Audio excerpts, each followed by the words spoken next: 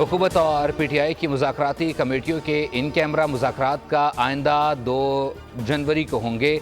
एलामिया जारी कर दिया गया। हुकूमती मुज़ाकराती कमेटी ने अपोजिशन से चार्टर ऑफ डिमांड मांग लिया। हुकूमती अरकान का कहना है कि चार्टर ऑफ डिमांड सामने आने पर हुकूमती नुक्ता नज़र पेश करेंगे। स्पीकर कौमी असम्बली अयाज सादिक ने कहा, बतौर अवामी नुमाइंदे हमें अवामी मसाइल का हल निकालना है। सेनेटर इरफान सिद्दीकी ने कहा, हुकूमत और अपोजिशन का एक मेज़ पर आना जमहूरियत के लिए नेक शगुन है।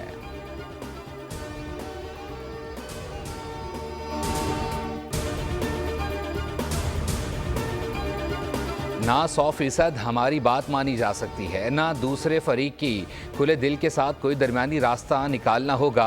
राना सना ने आज होने वाले मुज़ाकरात के ज़मन में कहा है, सियासी मुज़ाकरात इसी का नाम है कि खुले दिल के साथ बैठ कर हर मामले पर बात हो। इस मामले में किसी जामिन की ज़रूरत नहीं है।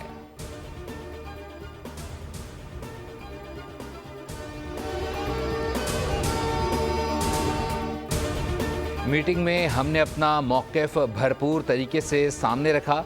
जुडिशल कमीशन की तश्कील के हवाले से भी मुतालबा सामने रखा। हम एक चार्टर ऑफ डिमांड 2 जनवरी को पेश करेंगे। PTI रहनुमा असद कैसर की गुफ्तगू। कहा, हमने तमाम कैदियों के बशमूल बानी की रिहाई का मुतालबा किया।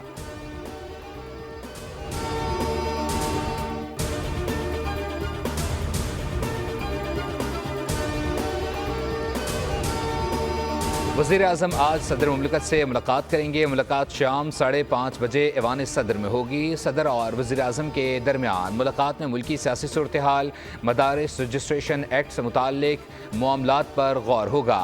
वज़ीर-ए-आज़म ने वफाकी काबीना का इजलास कल तलब कर लिया। काबीना मजमूई अमन व अमान और मौशी सूरत हाल का जायज़ा लेगी।